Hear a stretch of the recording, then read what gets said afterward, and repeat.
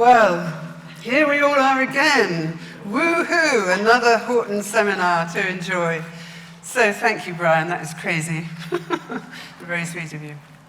So, in 1752, the young Earl of Huntingdon, aged only 23, sent a bouquet of Vincennes flowers to the much older Lady Chesterfield, who was nearing 60. And he sent with it a wonderful note about what the present was to be. And part of it said, "I console myself and my nosegay for its want of sweetness from the consideration of its being destined for the perfumed atmosphere of a lady's chamber, where musk satchels and the mysterious toilet waters of Cythera, of honey and of bergamot must triumph over the feeble pretensions of any real flowers whatsoever." Well, Vincennes didn't just make wonderful flowers to be shown in the boudoir and the bedroom. They, as Brian has said already, made an extraordinary range of objects that could have an incredible series of uses, which I hope you're going to see. Now, there are the flowers. I'm sorry, I should have started with them. Gorgeous, just gorgeous. And just remember, they used to perfume them with the right prospective perfumes of each of the breeds of flowers so that you really were tricked into thinking they were real. But what happened? How did your day begin? Here we are. You're getting up in the morning. Charissa Bremer-David did that wonderful piece of work on the times of the day, and she itemized the morning, noon, afternoon, and evening. At court, the times of the day in France were a little bit later than that, in the sense that noon became sort of 2 o'clock in the afternoon when you would have your dinner, your lunch for us. So your day would start with breakfast, then you'd have dinner at about 2 to 3 in the afternoon. Then you'd have the afternoon, which would be punctuated by goûter, which was a little tea, a bit like the English tea time. And then in the evening, you'd have your dinner. And the two sessions that would possibly take place in your more intimate rooms, of course, were the morning and the excitements and activities in the afternoon when you had your tea. So we're going to start with this lady getting out of bed by Morrow, by Freudenberg. And I love this picture. Can you make out the time of day in that clock? I think it looks like 11:25 in the morning, which is quite late to be getting up, I would say. But what you can see is her rising as her staff come in to pull back the curtains from her bed. Notice how all the beds I'm going to show you are at right angles to the wall, which is very different to Annabelle's English beds that we saw earlier. And the little bedside table is there with the night light already extinguished. It would have had a chamber pot in the side of the little table, which presumably has just been emptied. And she gets up and she sits down nearby in front of the fire to get dressed. This is the wonderful Boucher painting. She's pulling on her stocking. She's assisted by her maid. She's obviously having some tea out of the teacups and saucers and teapot that are beside her. So the day is beginning. And what happens next? Well, then she sits at her dressing table for her toilette.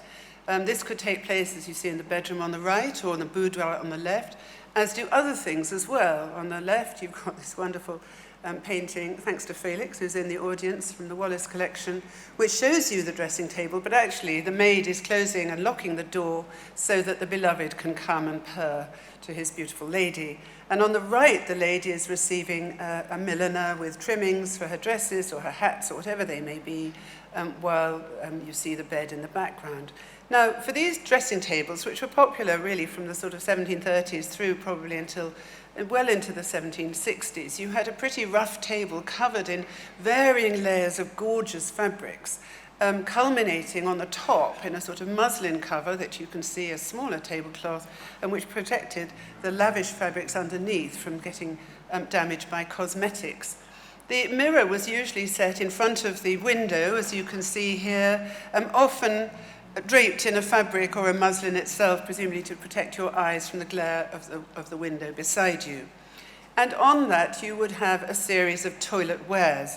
And Vincennes and Sèvres made the most extraordinary range of these pieces, different shapes, different decorations, right through the 18th century.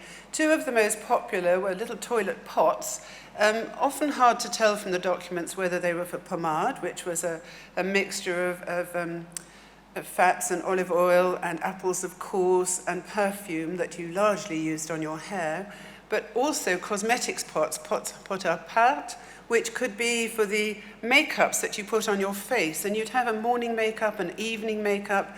The morning one was to whiten your face, and therefore it was incredibly damaging to you because it might have lead or bismuth in it, which was just destructive of your skin. The evening one, they'd put more moisturizers in, thinking it sort of pampered your skin overnight, but also it too had bleaching properties to keep the skin white before you re-whited it, as it were, the next morning. Killer stuff. The recipes for this are absolutely enthrallingly frightening. And when you were using your makeup, you often had to mix it with a toilet water, particularly rouge at certain stages, and you needed a little bowl where you could do the mixing, which you could put your toilet water into. And the shape on the right-hand side, I might say both of these slides are in the V&A. Never underestimate the Vincennes and Sèvres in the V&A, it's wonderful.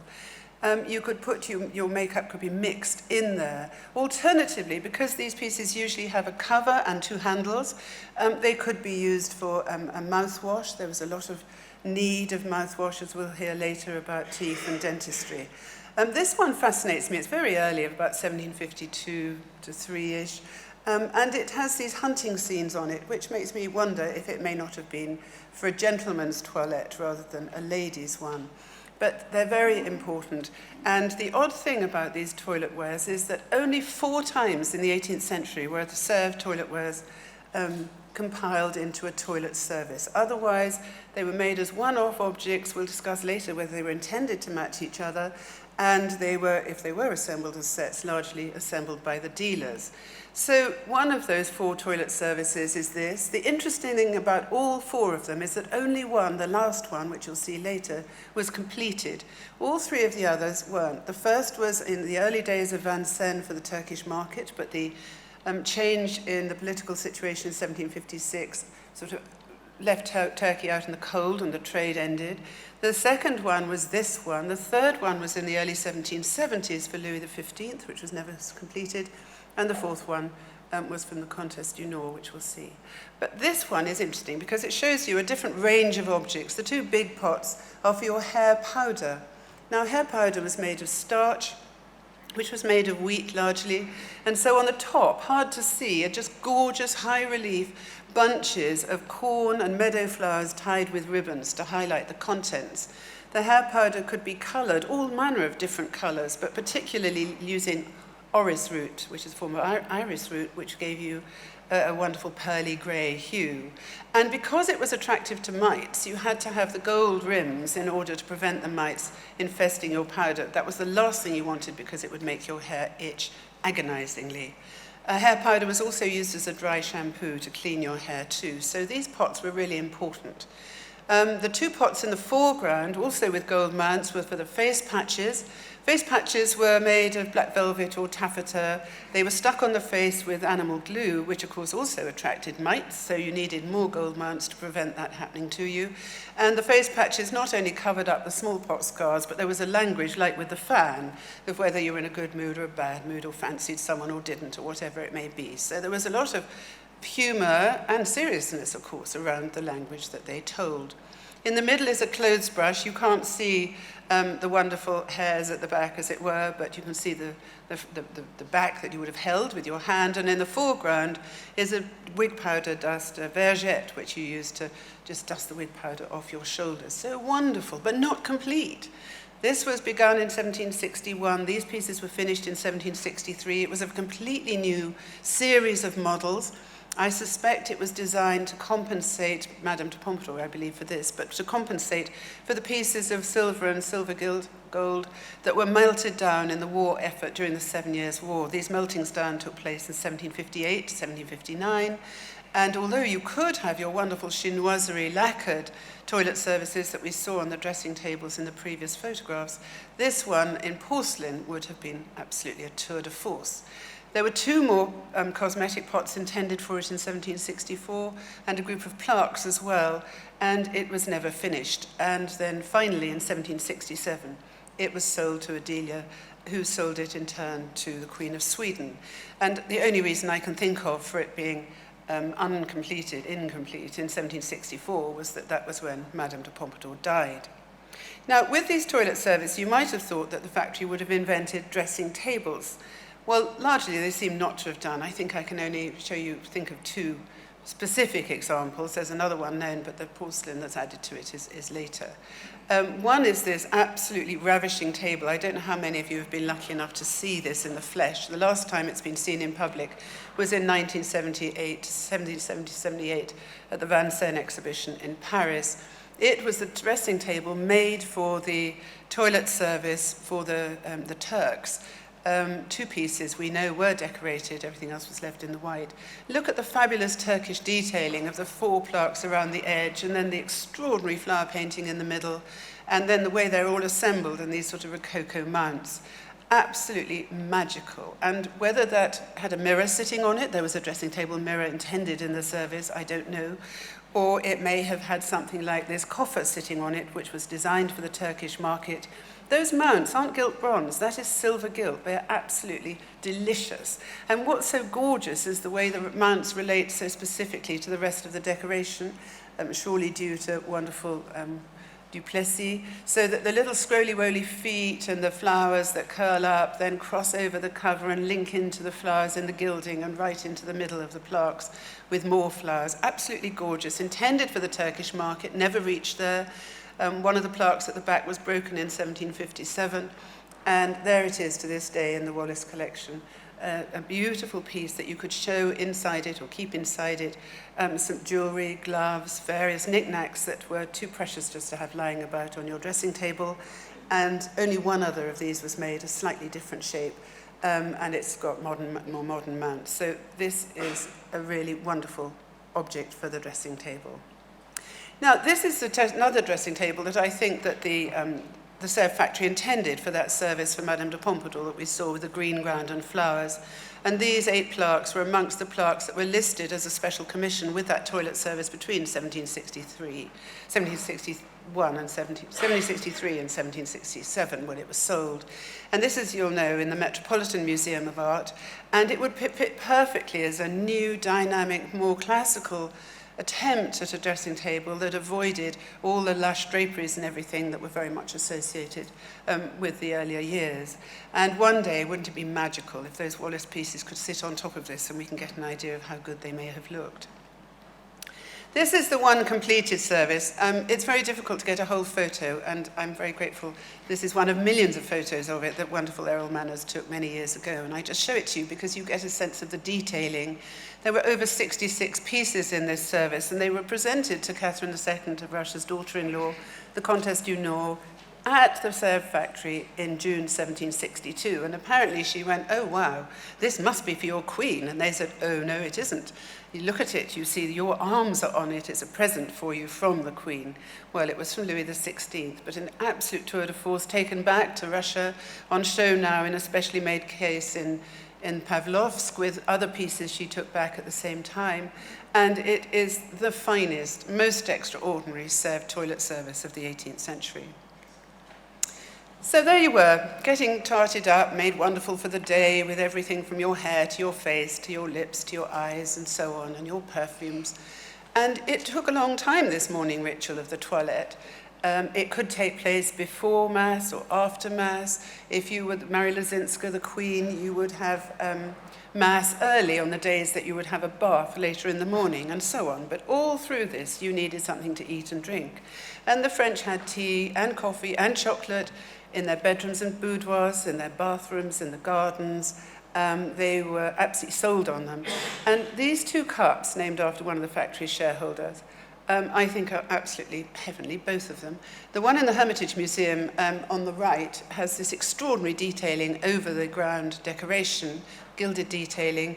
It's in the Hermitage Museum, was made in 1761. The one on the left is much earlier, of course, 1753 to 4. And this shape is occasionally called a coffee cup, but you know it can also be used for tea, but it never appears in a tea service, which is quite interesting because it was generally just a one-off. And you could have your tea and coffee and chocolate out of a cup like that, or you might have to wait to take the occasional sips between the hair powdering.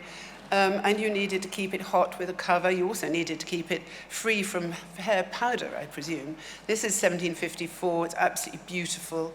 And the deep saucer allowed you to pour your drink into the saucer and drink from it if you wished. It's dainty, it's delicate, it's extraordinary, and yet you see the same shape, pretty much, on the left now in the most grand and elaborate of all possible covered cups and saucers painted by Armand Aîné with this absolutely brilliant ground decoration of 1760.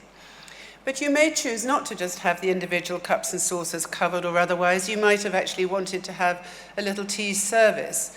And here you see one on the right of 1758, where you have a little cup and saucer that sits on a tray.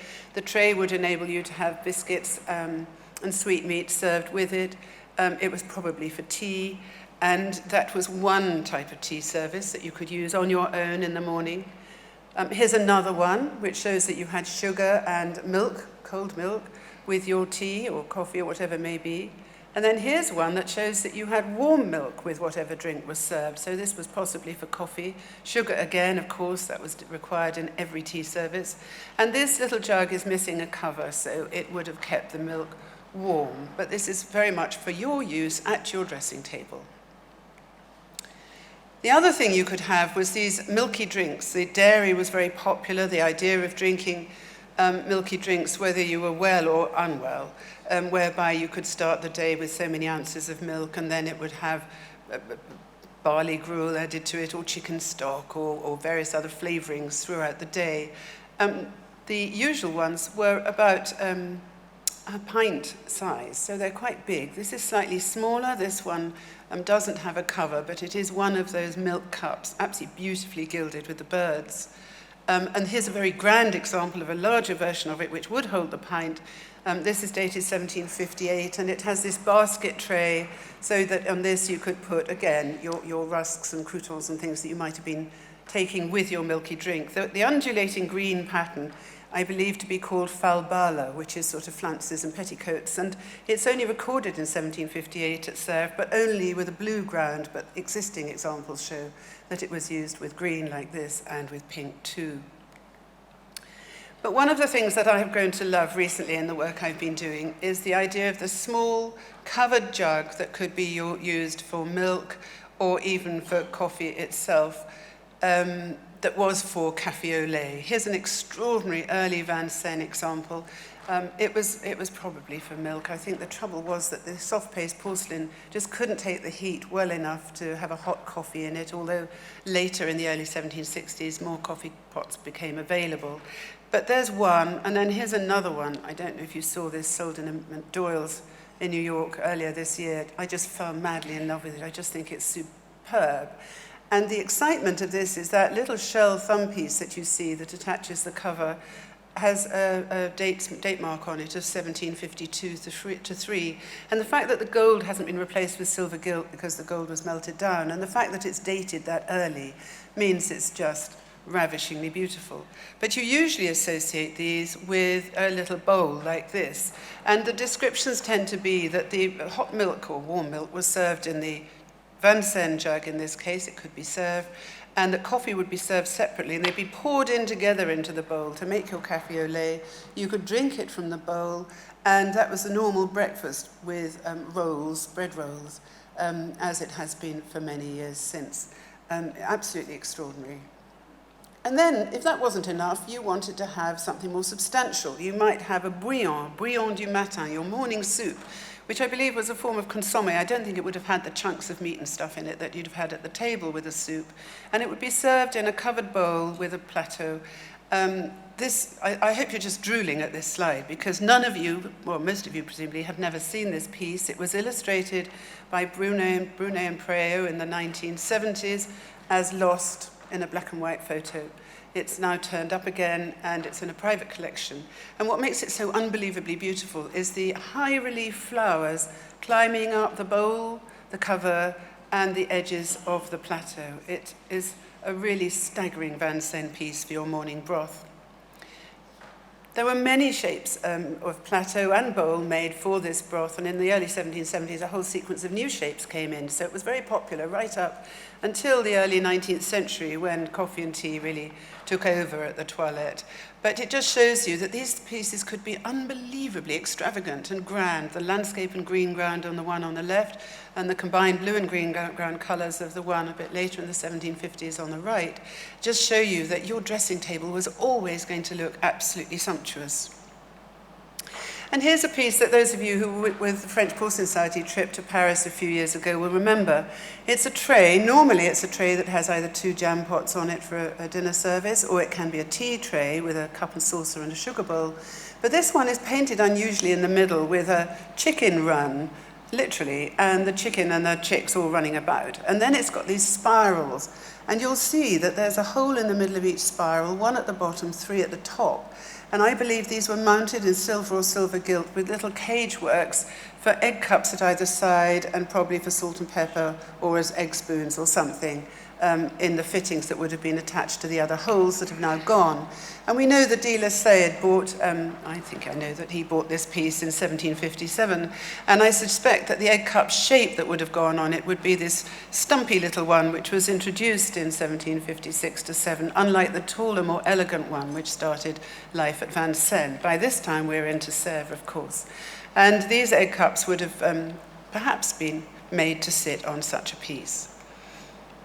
But you might have wanted more warm things to have in your bedroom or boudoir, whether you were well or unwell, and you might have used or wanted to use this saucepan, which actually is totally useless because to sit that on top of a spirit lamp would have broken it in no time. And this particular example is one of 2 that are recorded in 1752, were never decorated.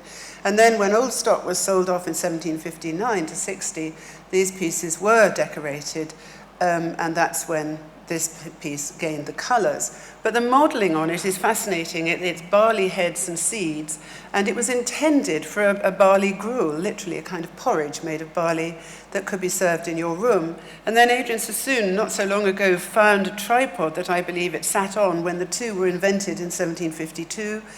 It was obviously decorated differently in polychrome colours, gorgeously, and I juxtaposed the photos in a rather pathetic way to show you how they might, one, have sat on top of the other, and to show you that the one that Adrian discovered is earlier in its decoration. You can see the mark, which is probably of 1752 to 3, just really ravishing.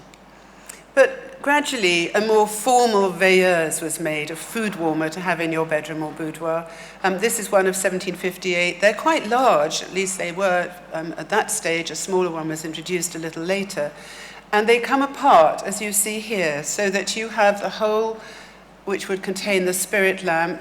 Sitting above it would be the handle and the bowl, only decorated for the bit that shows above the edge, and then the cover to keep it warm. They're absolutely wonderful. So few survive, and very few with the bowl, because they must have got damaged in the heat and have sometimes been replaced with silver ones. That belongs to belonged to Van der Misch in Paris. It's now in a private collection. But the Clark Institute in Williamstown, I think, has its matching spirit lamp dish, which I think is below. It's obviously out of kilter in terms of scale in that photo, but the handle is the same handle as you get on the egg perfumer and steamer that we'll come to in a moment. They both bear the date letter of 1758 and the mark of the flower painter Miko, so it's pretty exciting. They'll one day perhaps get back together again, and they would be the only set known that has its original spirit lamp if that was to happen. So all this eating and drinking got your fingers sticky and messy, and there's a lovely story about the young Duchesse de Bourgogne way back before Vincennes and Sèvres days, but it said that she was willful and lovely and everyone adored her because, amongst other things, she liked doing things her own way, one of which was that she liked putting her own hair powder on her hair and eating at the same time, and she got very sticky fingers, so she needed the equivalent of a plumbed-in hand basin, and this is it. It's the jug and basin that would have been very glamorous on your dressing table. They're often decorated on the outside of the bowl because presumably on the angle or the height of the dressing table, that outside area would have been visible. This is again in the V&A. They usually have a mount. The gold ones were considerably more expensive, as you can imagine, than the silver gilt. And this was just the kind of piece that you would have with warm water in the jug, kept warm by the lid, and it would be poured into the basin for you to rinse your fingers at those sticky moments during your toilette. And there was such a range of these made. The one on the left, a jug and basin, bought, I think, by Madame de Pompadour in 1755. The jug on the right, with its basin, bought by Louis XV in 1758. And interestingly, the jug on the left was 600 livres, and the one on the right was 528 livres. And 600 livres, in 1755 was about £24 English money. And if you multiply it by 30 times conservatively, it was £720 then. So they weren't like Annabelle's beds, but these were very costly items. Now, I absolutely love that jug on the right-hand side. It's in the Pitti Palace. I'm absolutely certain that Louis XV bought it for his daughter, the Duchess of Parma, and most of the Parma collection of Vincennes and Sèvres is now in the Pitti Palace, so that would suggest it was hers. But what happened to the basin? Well, I think the basin got broken and was left in France. And here it is, absolutely stupendous. But you can see all the damage to it, and it's in the Sèvres Museum. And they're very embarrassed by the damage to it, but I couldn't care less. I think it looks just marvelous, and the thought of the two going back together again would be dreamy again if one could do an exhibition where they were able to do so. But the real ultimate idea of washing your hands would be the fountain and basin. Very few of these were made. This one was made for Madame de Pompadour, and it's absolutely glorious. It has silver gilt mounts around the bottom of the fountain and the bottom of the basin. And then there's gilt bronze mounts seem to have been added a little later. They're utterly terrifying. They're to keep the fountain over the basin, where normally one would expect it to be on a different surface. And you can see all the detailing and decoration related to water. This is typical of Duplessis. So you get your bulrushes, you get your coral and shells on the top and seaweeds, you get your dolphins, in which the spigot would be attached so you could pour the water from the base of the fountain into the basin. Absolutely delicious. Too little is known about how it would be wall mounted, I don't know. It must have been something else it sat on, but they are wonderful for washing your hands. And perfume. Of course, in these private rooms, you needed perfume, above all potpourri. This is a pair of potpourri vases, Pompadour, of the smaller size, which is in the Fitzwilliam Museum, which I think was probably in one of Madame de Pompadour's lavatories. Of course, we all get more and more excited and turned on by the huge versions of this shape. They were unlikely to have been in these private rooms. They would have been much too grand, I suspect. But potpourri was absolutely key. But never forget, so was perfume burning. Now look at her. Boucher's Louise O'Murphy. And she, on the floor beside her, has a perfume burner to enhance the erotic and the exotic of the whole scene, and the roses on the ground and all of that. And this, of course, was echoed by the Sèvres factory in this perfume burner. And it's intriguing because the painted decoration shows you on this visible side of the bottom section a box of liquid unguents and perfumes. On the other side, you have a cherub sniffing the steam from perfume burning, and it is very likely that you put liquid perfume in the cylinder that's on the right with the egg on the top. Ignore that for a second. You put your liquid perfume in there. Your little dish had the oil and a wick that would warm it up, and the perfume would be emitted into your room by the piercing around the bottom of the chicken's nest. And this would be absolutely wonderful for your room. There were two ways of burning perfume in the 18th century. It was either the vaporizing of liquid perfume or the smouldering of a sort of joss stick-like pastel. This is very obviously intended for the liquid variety, as it were. And I just love the thought of these items whereby this is also an egg steamer fitted into these tiny rooms. We all think they lived in great big rooms in the 18th century. These private apartments were minute. And by the time you'd got an enfilade of doors, a service entrance, big windows, you didn't have much room for bits and bobs. The furniture had to double up to be a candle stand or a music stand or a reading stand or a work table, and even bits of porcelain too. So this, instead of putting perfume in that cylinder, you suspended the cylinder from the middle section with an egg on top of the three hollow prongs, And Nicollier, who tried it out, Monsieur Nicollier, said that it took him 3 minutes to steam cook an egg, which was balanced in the faceted central section. And that justifies the chicken on her nest around the top. Well, you might think it's barking mad. I don't care. I think it's really exciting. And when I was doing the Wallace collection catalogue years and years ago, we tried to prove that they ate perfumed eggs in the 18th century in France, and we didn't get very far, although I understand that eggs can be laid in a basket with truffles in the hope that there was some sort of transmission of flavouring one to the other. But it's just extraordinary. It was made without the chicken on the top, which presumably suggests it was only for burning of liquid perfume. There's one of those at Waddesdon Manor. But when they've got the chicken on the top, they really take some beating. And this is dated 1759, and very, very few were made, just between about 1759 and 61 at the latest. And I suspect they were intended for Madame de Pompadour, who was constantly ill in bed and would have needed food and nourishment and lovely smells in her bedroom or her boudoir.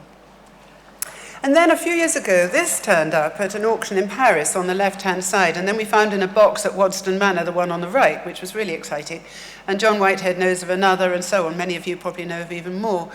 It's Sèvres porcelain for the bottom section, always decorated with roses, and then elaborately mounted in these gilt bronze mounts, both dated 1768. And then climbing up the sides, you see these two huge sunflowers in silver, quite different to the gilt bronze of everything else. The bowl obviously held the fuel, and you can see the wick sticking out. And then the one on the left still has, I assume it's original, this glass bottle phial thing, as if you weren't just burning a perfume, you were almost distilling it, and then you could, I don't know, tip it over, clamped as it was, move it. I don't know how it worked. Actually, I'd love you to tell me. But the roses are interesting, because when you look at what rose perfumes were used for, of course, they were used for hand washing when it was rose water. But rose oil was particularly burnt for women's ailments or PMT or all sorts of things like that. So maybe there's some significance there. And we have Casanova comparing his rose water phial that he carried around with one of his ladies who had it hanging from the chatelaine on her belt. So I'm not sure. I'd love to know more, but I do think they're absolutely riveting and they deserve an airing. So there you are. You're pampered, you're ready for the day. But what if you decided to have a bath, first of all? Well, you would have had your bath in a room like this. The bath could be brought in. It could be tin or copper.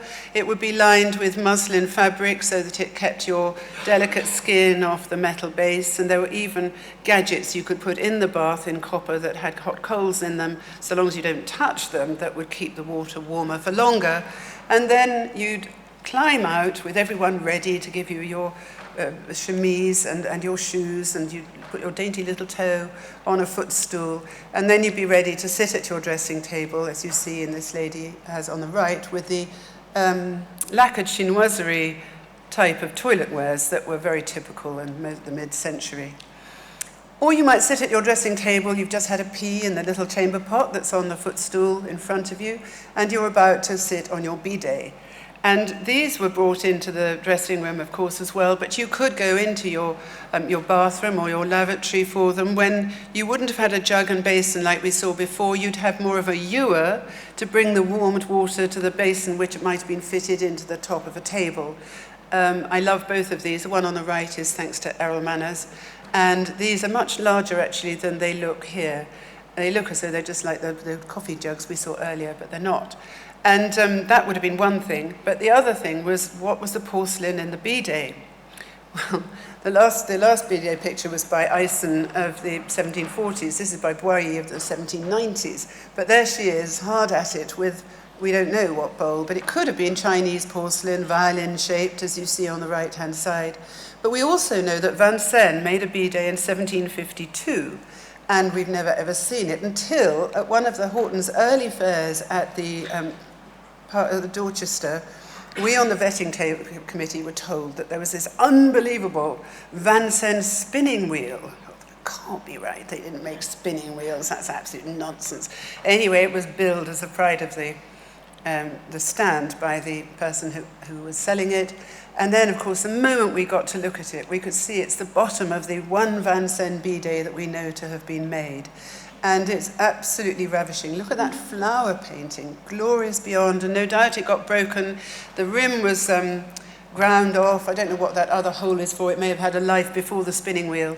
But it's just a gorgeous piece, a stunning Vincennes bidet. And I like to think that they also made a lavatory bowl, because I think there are two in the sales records, but I need to find it before I brave that one. And it wasn't all just for women. You had a shaving bowl for gentlemen. Those were used from Vincennes. This is one in a private collection in 1772. And the factory also made sponge boxes and soap boxes, both of them round balls that follow contemporary silverware.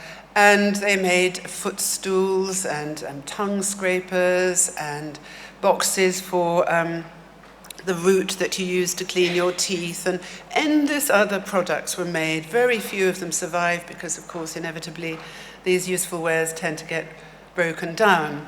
But if you didn't have your bath brought into your bedroom, if you were Madame de Pompadour, you had a separate bathroom suite in a different part of your chateau than the rest of your private apartments. It was like going to a spa day nearby.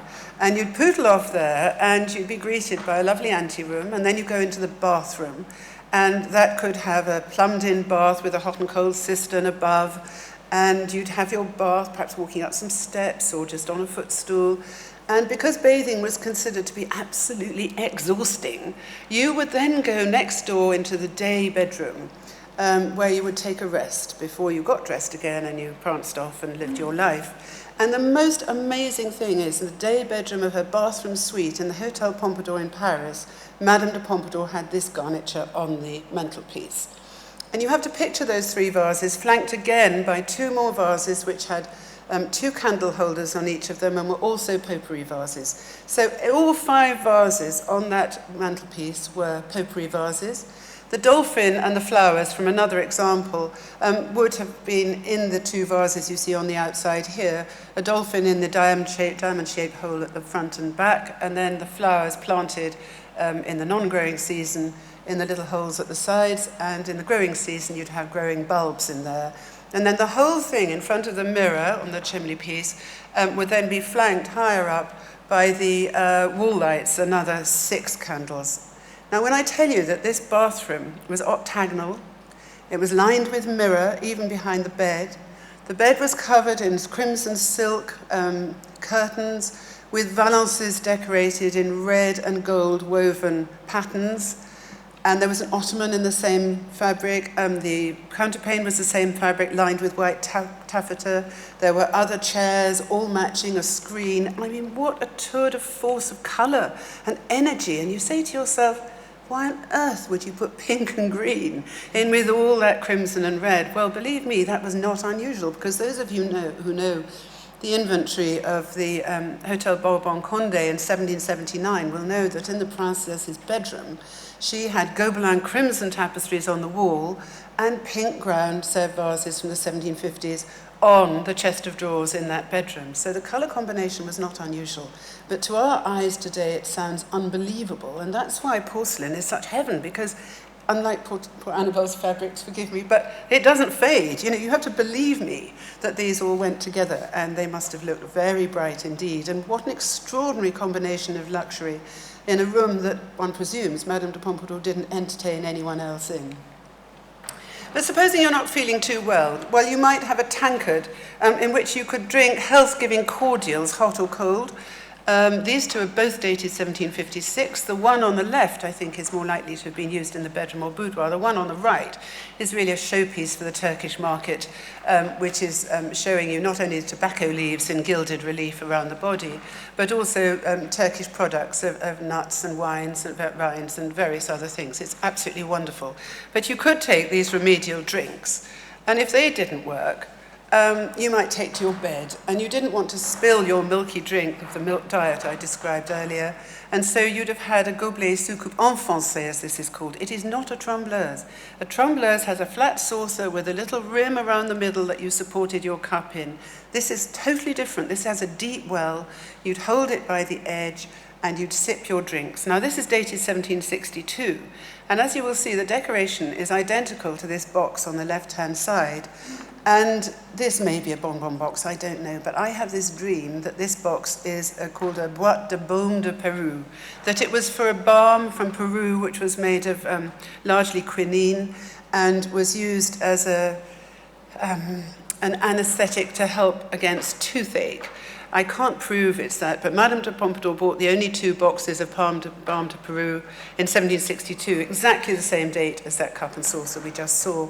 And then there's an eye bath that looks very similar too. So these were made for use in the bedroom and boudoir. The eye bath was necessary because all that makeup and everything damaged your eyes, and you need to help them. And here's this wonderful set that Michel Bini has, dated 1777, another eye bath in the bottom left-hand picture. And you see about everything, the liquid for the mouth washing, for the teeth, pour les dents. There's a rouge pot, the paste pot, a wonderful hard paste set that we haven't identified what all the things are for. I wish we could. And it's got a coat of arms on it, which hasn't been identified, I don't think, either. Well, the smile, the important smile that you see here, just shows you how the Sèvres factory also made false teeth. And this one shows it's very much a porcelain. I hope it isn't from Sèvres, because I hope they coloured them better than that. But your teeth were terrible in the 18th century. All that sugar, new to the diet, as Colin Jones has shown, was very damaging indeed. And then your afternoon, you've had your dinner, you then go with your friends perhaps into your boudoir or your cabinet or your study. You have a work table like this that you can put your needlework or your sewing on, whereby the upturned edges would prevent the needles rolling off. It has a candle slide that opens, and this was called either a pocket emptying table for men or a chiffonnière for ladies. And there you would work with your shuttle to do knotting or even drizzling, undoing the gold thread from costumes, or you would have your etui. These could be for your little geometry sets or your mathematical sets or for scientific instruments, hairpins, all these things sort of that you could play about with and fiddle with in your private moments in the afternoon. Or you might have had this egg, this is in the Gilbert collection, maybe for snuff, but may also be for the mouth fresheners, the bonbons that were very important. Or you'd have your little spyglass to look at things.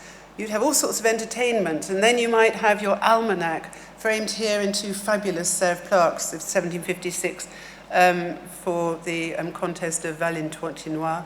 It's beautiful. Ducrollet probably made the mounts, and in the finished object of war and peace that you see on these, it would have held a notebook, or not a notebook so much as an almanac of what was happening in France at the time, important days, important people, and you'd have checked through that, and then you'd have got your inkstand out and you've written your letters and your notes. Before, you might have taken a pinch of tobacco. There's this wonderful tobacco jar from the Henri de Fulvy's collection in the museum at Sèvres with a screw top to it, again thanks to Errol for the photo, and on the right a much later one of 1767 where it has all the ways of grinding your tobacco and making it ready for use, not largely to smoke but to take as snuff.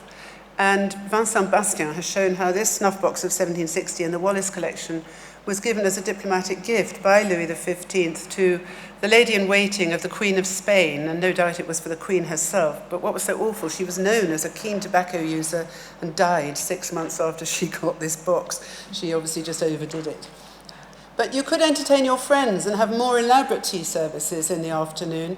This one with 2 cups and saucers and a tea caddy, suggesting it had both a milk jug and a teapot that went with it. Or this one for 4 friends. And when you see it put together, it sits like that. I think it's missing a milk jug. But these were for these intimate moments at home. And then you go off to supper, often in a smaller, more intimate room than the dinner at 2 or 3 o'clock had been. And then you play cards well into the night. And at 2 o'clock in the morning-ish, you'd be given your little candlestick and you'd make your way upstairs to bed. The candlestick on the left was for the Turkish market. It's early Vincennes, or 1756, I think. And the one, not early. And the one on the right is of 1765, and the Gilda Legay was paid 5 livres for decorating this piece at that time. And those would have got you up to bed, and there you would be, You'd be popped into bed, you'd have your candles being extinguished around the chimney piece, and you see again, just as we saw earlier, the little night table, presumably, the candle has now been refreshed, and as you know, Pamela Kleber did wonderful work on these candle night lights, where the candle was put in water, and as it burnt down, it began to float more, so that eventually it was self-extinguishing and wouldn't set fire to the bedroom during the night, but it would give you just enough light for as long as you needed it. The undulating top edge didn't last for very long because it kept getting broken, and in 1757 a more sturdy version with a straight top edge was introduced. And then in the nightstand that you see there would have been your potty, your chamber pot, round or oval called a boudoir because it was intended for ladies apparently, but actually Louis XV bought the first examples in 1752, so whether they were for his ladies or were for various uses, I don't know. I might tell you that urinals were made later at Sèvres, but not at this time when they would have been in glass because they were used by doctors to diagnose male ailments from the colour of the urine. But did these things match in the 18th century? I like to think they may well have done. There's no doubt that blue and white wares were typical of the toilette and the lavatory and so on, that one of Louis XV's daughters had a bath that was painted white with blue decoration on it. It would work really well. There's another group of objects that Madame de Pompadour owned, all in pink. Then there's the Wittelsbach pattern for things for the toilet. And there's another combination, 1772-ish, for possibly Madame du Barry. So these are interesting. They're worth someone taking hold of them and finding out more about whether they were intent to match or whether it's just coincidence because these were the fashionable decorations of the moment. And then the rooms, as Tim has told us, were also used for birthing. And this is the most beautiful Sèvres plaque in the world, made in 1765. I regret not having it in my book, actually, I should have done, because it shows the minister in charge of the factory greeting his new granddaughter, who's in bed with her mother, the Comtesse de Rochefort, and you see the favours that are given to a woman, the little sugared almonds and things lying on the floor, the child with the parrot at the side, the colouring of the bed furniture, the hangings. Everything about it is absolutely intimate and glorious. And that's what I love about Sèvres. It's not just the big stuff that gets shunted around Europe as fabulous diplomatic gifts. It's also the intimate, the special. So who were these women that were using these spaces? Well, you've got to imagine that these are in chronological order, which they are not. The first lady, she's just wicked. She sits at her dressing table, she overdoes the makeup for her lover. She then whips off and hangs on a swing where he can look up her legs knowing she will no underwear. And she tosses her little slipper at Cupid, who's warning her. And she's the Rococo lady having fun. And then what happens? She suddenly realizes in the middle image by Greuze that she's become no better than she ought to have done. She's become slovenly, the room is a mess, the toilet table's gone to pot. She's probably suffering from all the damage to her body and skin from the wrong chemicals and stuff that have been used on it. And in shame, she hurls her dressing table mirror onto the floor and it breaks.